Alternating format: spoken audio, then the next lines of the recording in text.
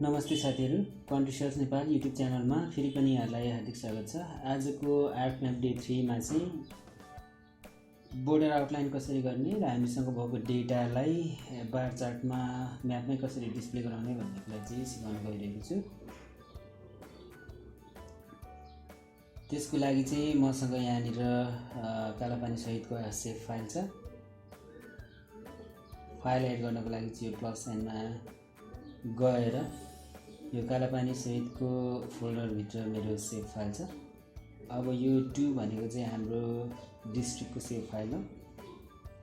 अब यो डिस्ट्रिक्टको save file पछाडि हामी फेरि अब अर्को प्लस एड गरेर प्रोभिन्सको सेभ फाइल पनि ल्याउने छौँ। अब यो 1 भनेको चाहिँ हाम्रो प्रोभिन्सको सेभ फाइल हो। अब यो प्रोभिन्सको सेभ फाइलमा गएर हामीले प्रपर्टिजमा गएर चाहिँ यसको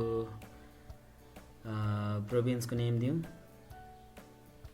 प्रोभिन्सको नेम, त्यसको बोर्डर आउटलाइन पनि हामीले मिलाउँ। यहाँनिर गएर तपाईले सिम्बोलोजीमा गएर अब आउटलाइन विथलाई तपाईले चाहिँ यसरी बढाएर अहिलेको लागि चाहिँ मैले 3 बनाएँ। अनि आउटलाइन बोर्डरको चाहिँ मैले अहिलेलाई रेड कलर गरेँ। त्यस पछाडि मैले यसलाई चाहिँ ओके गरेँ। लेभलमा गएर हाम्रो प्रोभिन्सको नेम चाहिँ डिस्प्ले गराउनु पर्ने छ। अब यो चाहिँ पीआर नेम भनेको चाहिँ पीआर अंडरस्कोर नेम भनेको प्रोभिन्सको नेम हो। यसलाई मैले बोल्ड पनि गरेँ अनि मैले ओके गरेपछि चाहिँ हाम्रो प्रोभिन्सको border line plus province name यसरी चाहिँ डिस्प्ले भयो। अब यो प्रोभिन्सको नेम चाहिँ अलिकति फन्ट साइज बढाइदिउँ, किनभने हाम्रो डिस्ट्रिक्टको नेम र प्रोभिन्सको नेम चाहिँ अलिकति प्रोभिन्सको नेम ठुलो भयो भने चाहिँ डिस्ट्रिक्टलाई छुट्याउनको लागि चाहिँ सजिलो हुन्छ। यो 8 चाहिँ बाइ डिफल्ट हो। अब प्रोभिन्सको नेमलाई चाहिँ 8 बाट बढाएर 12 अथवा 11 जति राख्यो भने चाहिँ हाम्रो अलिकति आइडियल देखिन्छ। अब यो यसरी चाहिँ हाम्रो प्रोभिन्सको बोर्डर लाइन र डिस्ट्रिक्टको चाहिँ बोर्डर लाइन छुट्याउनको लागि चाहिँ हामीले अब यो डिस्ट्रिक्ट चाहिँ यसरी छ। अब यो डिस्ट्रिक्टको सबै बोर्डरहरू चाहिँ यो प्रोभिन्सले छोपेको भएर चाहिँ यहाँनिर गएर फेरि प्रपर्टिजमा गएर हामी यो प्रोभिन्सको सेभ फाइलको ट्रान्सपेरेन्सी चाहिँ मिलाउने छौँ। अब त्यसको लागि डिस्प्लेमा गएर ट्रान्सपेरेन्सी यहाँनिर अहिलेको लागि 40% राखौँ। 40% राखेर हेर्दाखेरि हाम्रो डिस्ट्रिक्ट पनि देखिनेछ यसरी। अब डिस्ट्रिक्टको लागि हामी प्रपर्टिजमा गएर डिस्प्लेमा हाम्रो 0% ठिकै छ। सिम्बोलोजीमा गएर हाम्रो यो 2 लाई चाहिँ 1 बनाऊँ अनि ओके गरौँ। त्यस पछाडि हाम्रो लेबल गरौँ डिस्ट्रिक्ट नेम पनि यसलाई लेबल गरौँ। लेबल गरेर यसरी एकचोटि हेरौँ। अब यो डिस्ट्रिक्ट पनि यसरी चाहिँ देखियो साथीहरू।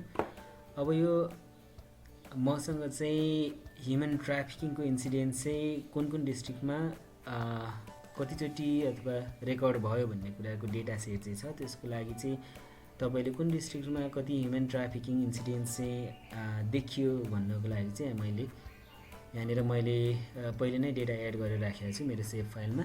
डेटा कसरी एड गर्ने सेभ फाइलमा भन्ने कुरा चाहिँ योभन्दा अघिल्लो भिडियोहरूमा तपाईले देख्न सक्नुहुन्छ। अब यो सिम्बोलोजीमा गएर यो च्याट्समा गएर स्ट्याक बार गरौँ।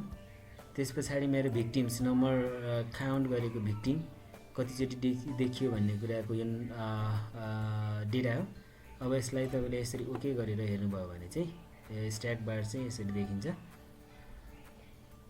यहाँनिर हेर्नुभयो भने स्ट्याक बार हेर्नुभयो भने चाहिँ सबैभन्दा बढी चाहिँ झापा, मोरङ, त्यस पछाडि सिन्धुपाल्चोक, त्यस पछाडि दाङमा, अनि त्यस पछाडि यो तपाईले चाहिँ यसरी यो यसको हाइट अनुसार चाहिँ कुन डिस्ट्रिक्टमा कति इन्सिडेन्ट्स भयो भन्ने कुरा चाहिँ देखिन्छ। यसको हाइट जति बढी भयो ह्युमन ट्राफिकिङको इन्सिडेन्ट चाहिँ त्यति नै बढी हो भन्ने कुरा चाहिँ यसले देखाउँछ साथीहरू। अब यो तपाईले चाहिँ यसलाई यो बोर्डर लाइनलाई यसरी नछुट्याएर कलर पनि गर्न सक्नुहुन्छ। त्यसको लागि फेरि यहाँनिर गएर सिम्बोलोजीमा गएर क्याटेगोराइजमा गएर अब यो प्रोभिन्स नेम अनुसारको यसरी चाहिँ हामीले कलर गरौँ। अब यो कलरको भेरिएसन चाहिँ तपाईले आफ्नो इच्छा अनुरूप चाहिँ यसरी चेन्ज गर्न सक्नुहुन्छ। अब यसको लागि चाहिँ तपाईले मैले यसको लागि अहिले यो राखेँ। यसरी चाहिँ तपाईले प्रोभिन्सलाई बोर्डर लाइनबाट नछुट्याएर यसरी कलर वाइज पनि छुट्याउन सक्नुहुन्छ। अब यसलाई चाहिँ कसरी स्टडी एरिया म्याप बनाउने भन्ने कुरा चाहिँ योभन्दा अघिल्लो भिडियोहरुमा पनि मैले सिकाइसकेको छु। अब यो लेआउट भ्यूमा गएर यसरी तपाईले